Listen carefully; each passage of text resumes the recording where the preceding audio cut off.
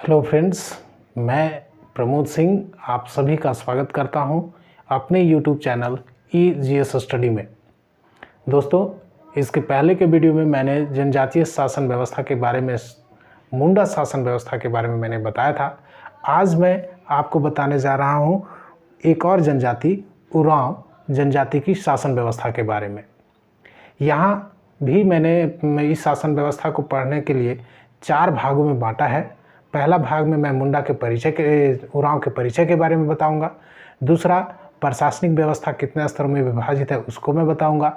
तीसरा स्तर में उस प्रशासनिक स्तर में कौन कौन से पदाधिकारी हैं और उनके क्या कार्य हैं वो मैं बताऊंगा। और चौथा स्तर में ये बताऊंगा कि उरांव समाज में महिलाओं की स्थिति क्या थी। ठीक है, तो आइए चलते हैं उरांव के छोटे हल्का सा इंट्रोडक्शन के बारे में, उनके बारे में परिचय जानते हैं, छोटा मोटा, जो परीक्षा के दृष्टिकोण से आवश्यक है। उरांव जनजाति जो है वो झारखंड की सर्वप्रमुख जनजाति है और यह जनसंख्या की दृष्टि से झारखंड की दूसरी सबसे बड़ी जनजाति है। पहली बड़ी जनजाति संथाल, दूसरी उरांव और तीसरी आपको पिछले वीडियो में बताए थे मुंडा। तो उरांव जनजाति झारखंड की दूसरी सबसे बड़ी जनजाति है और यह द्रविड़ प्रजाति की है। ठीक है, कौन सी प्रजाति की है? तो द्रविड़ प्रजाति की है। और इसका समाज जो है वो पितृसत्तात्मक समाज है। कौन सा समाज है? पितृसत्तात्मक समाज है। और इनकी भाषा, उरांव की भाषा जो है वो है द्रविड़ भाषा परिवार की। आगे देखते हैं इनके युवा गृह को क्या कहा जाता है। इनके युवा गृह को यदि कंबाइंड रूप में कहें, नॉर्मली यदि कहें तो घुमकुरिया या कहीं धुमकुरिया, ठीक है, घुमकुरिया या धुमकुरिया कहा जाता है। और यह 2 भागों में विभक्त है, लड़कों के लिए अलग और लड़कियों के लिए अलग। लड़कों का जो युवा गृह है उसको कहा जाता है जोक एड़प्पा। ठीक है, लड़कों के लिए युवा गृह को कहा जाता है जोक एड़प्पा और लड़कियों के लिए जो है युवा गृह है उसको कहा जाता है पेल एड़प्पा। ठीक है, लड़कियों के लिए जो युवा गृह है उसमें एक अनुभवी स्त्री को नियुक्त किया जाता है, उस स्त्री को कहा जाता है पेलो कोटवार। ठीक है, पेलो कोटवार। अब आते हैं इसमें, आपको यहाँ थोड़ा सा पूछना चाहेंगे, आप इसका आंसर आप कमेंट्स में लिख सकते हैं या आप देखें कि आपको पिछला वीडियो याद है कि नहीं। आपसे हम पूछ रहे हैं कि मुंडा जनजाति के युवा गृह को क्या कहा जाता था। आप अपना कमेंट में इसका आंसर लिखेंगे। ठीक है, चलिए आगे देखते हैं। उरांव जनजाति में विवाह का जो संस्कार है वो बहिर्गोत्री है, यानी कि अपने गोत्र में नहीं करना है। साथ में यहाँ एक और जो पालन किया जाता है वो है दूध का, यानी कि अपने परिवार में शादी नहीं हो सकती है। जहाँ दूध पिलाया जो माता जिस बच्चे को दूध पिलाती है वो अपने पास में माने अपनी फैमिली में नहीं कर सकते। यहाँ तक कि यदि किसी दूसरे परिवार के बच्चे को भी यदि वो दूध पिलाई है तो भी उसके साथ विवाह संस्कार नहीं हो सकता है। ठीक है, ये था आपका उरांव जनजाति के बारे में छोटा सा इंट्रोडक्शन। अब है इसके बारे में जानते हैं प्रशासनिक व्यवस्था के बारे में। तो प्रशासनिक व्यवस्था के बारे में जानने से पहले ये जाने कि उरांव जनजाति यहाँ आई तो क्या हुआ। तो सबसे पहले ये जाने कि उरांव जनजाति आई मुंडा के बाद। तो यहाँ आने के बाद ये क्या कि जहाँ उनको उपयुक्त जगह लगा उस जगह को, उस जंगल को साफ करके रहने लायक और खेती करने लायक ज़मीन बनाए। और वहाँ जब वो रहने लगे तो वो कहलाया भूइहर ज़मीन, और जो गांव उन्होंने बनाया उसको भूइहर गांव कहा जाता है। ठीक है, भूइहर गांव और भूइहर ज़मीन। ठीक है, यहाँ तक तो समझ में आया। अब यहाँ ये गांव जब धीरे धीरे बड़ा होता है तो बड़ा होने के बाद जैसे जैसे इनकी संख्या बनती है तो ये बढ़ती है, तो गांव स्तर पर एक संगठन बनाने की आवश्यकता होती है, क्योंकि वो समय था जंगल में अधिक थे और आदमी कम था, तो उनको जीविका चलाने के लिए समूह में संगठित रहने की आवश्यकता थी। तो इस संगठन ने गांव को जन्म दिया और गांव को चलाने का एक मुखिया की आवश्यकता हुई। तो उस मुखिया गांव की जो अभी वर्तमान परिप्रेक्ष्य में यदि बात करें तो गांव का मुखिया कौन है, जो नॉर्मली सरकार के द्वारा चुनी जाती है पंचायत चुनाव के द्वारा। अब लगभग हर एक जनजाति में ये शामिल हो गया, लेकिन फिर भी यदि हम इन जनजातीय शासन व्यवस्था के बारे में बात करें तो जनजातीय शासन व्यवस्था में 3 स्तर है। प्रशासनिक व्यवस्था का 3 स्तर है। एक है ग्राम स्तर, जो कि मैंने यहाँ बताया हुआ है, एक है ग्राम स्तर, दूसरा है परहा स्तर और तीसरा है दीवान स्तर। ग्राम स्तर में हर एक गांव, भूइंहर गांव जो है उसमें एक हेड होता है जिसको महतो कहा जाता है। दूसरा है परहा स्तर पर, और ये परहा का निर्माण होता है 5, 7, 11 या 21 या 22 गांव को मिला करके एक परहा का निर्माण होता है, और उस परहा का जो हेड होता है, मुखिया होता है, उसको कहा जाता है परहा राजा। ठीक है। इसके बाद है दीवान स्तर। तो दीवान स्तर सबसे उच्च जगह पर, सर्वोच्च स्तर पर स्थित है, यानी कि इसके बाद का स्तर नहीं है।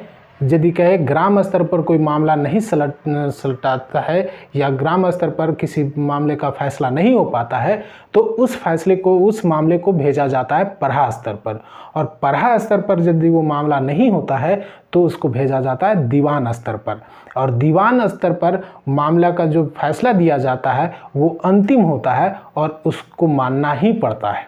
यानी कि कह सकते हैं कि दीवान जो है वो उरांव शासन व्यवस्था में सुप्रीम कोर्ट के जैसा काम करता है, सर्वोच्च न्यायालय के रूप में काम करता है। ठीक है। अब देखते हैं कि इसमें कौन कौन सा पद है। ठीक है। उरांव जनजाति में यदि ग्राम स्तर पर देखें तो ग्राम स्तर पर पद है महतो का, पाहन का, भंडारी, मांझी और बैगा।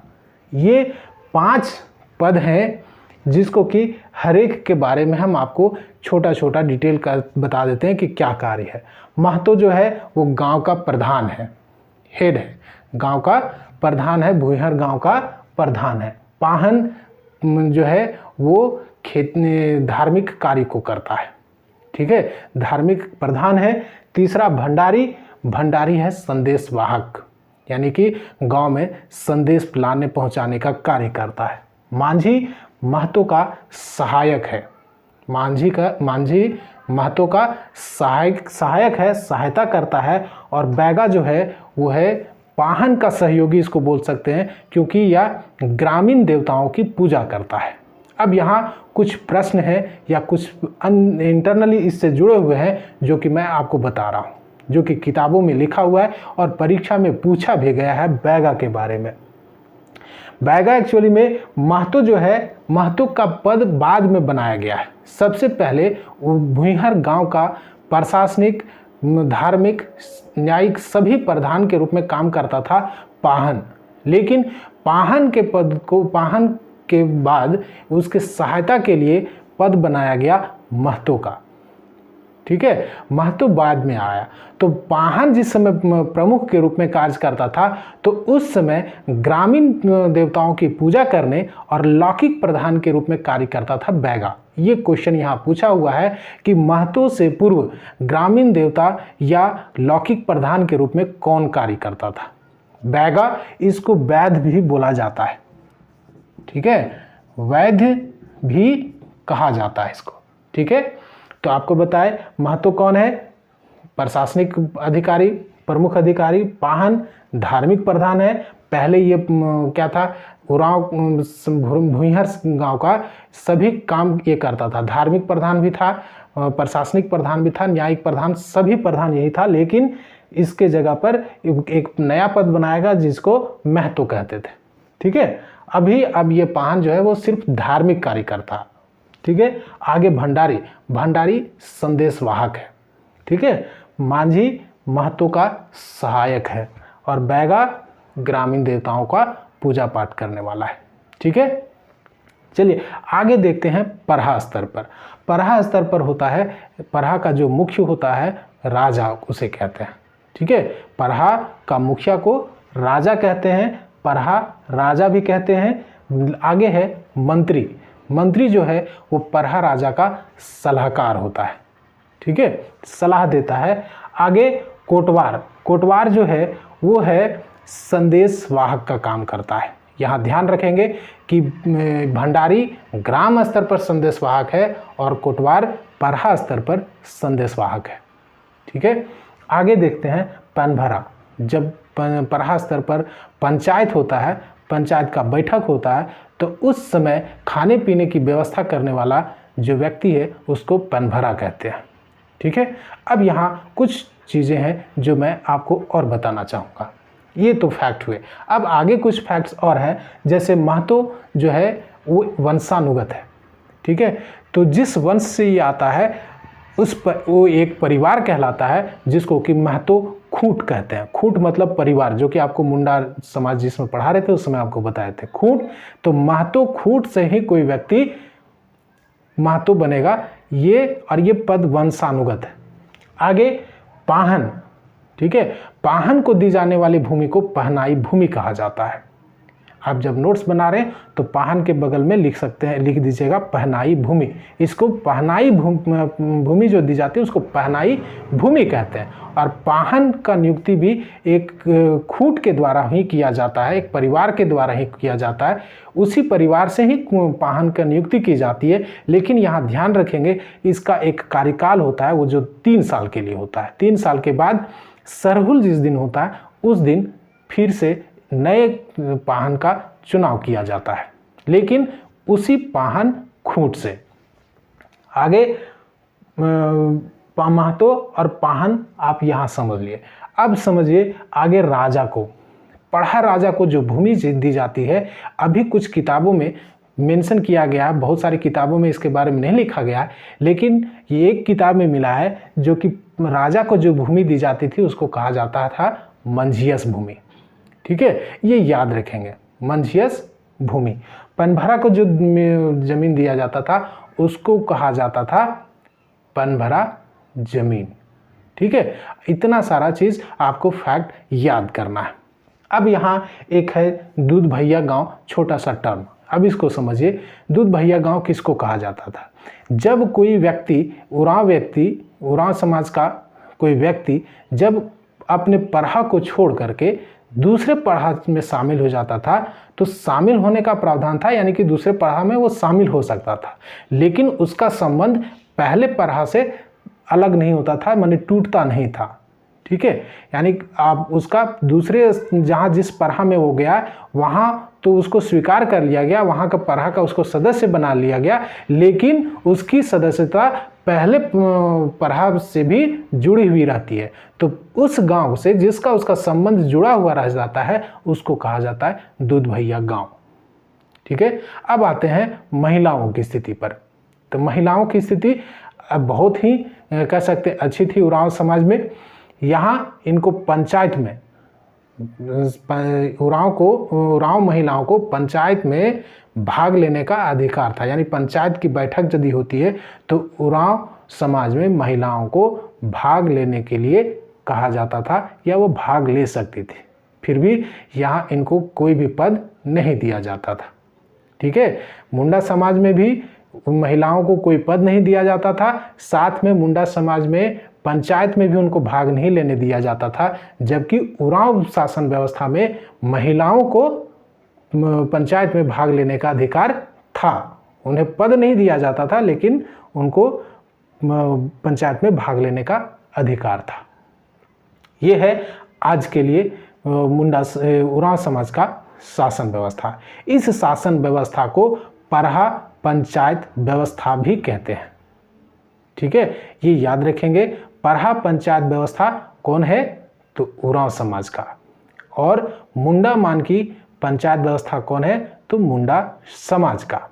अब यहाँ आपसे हम पिछला जो वीडियो था मुंडा समाज से, उसके बारे में आपको 5 क्वेश्चन आपको कर रहे हैं, जो कि आप कमेंट में दे सकते हैं यदि आप जानते हैं तो। और यदि आपको लगता है कि ये 5 क्वेश्चन का आप जवाब नहीं दे पा रहे हैं तो ज़रूर पिछले वीडियो को आप देख लें, जिसका कि लिंक इस वीडियो के डिस्क्रिप्शन में दिया हुआ है। देख, पहला क्वेश्चन है कि जो आपको क्वेश्चन शुरू में पूछे भी थे कि मुंडा समाज के युवा गृह को क्या कहा जाता है। ठीक है, मुंडा समाज के युवा गृह को क्या कहा जाता है? पहला क्वेश्चन हुआ। दूसरा क्वेश्चन है, मुंडा समाज में वधू मूल्य को क्या कहा जाता था? मुंडा समाज में वधू मूल्य को क्या कहा जाता था?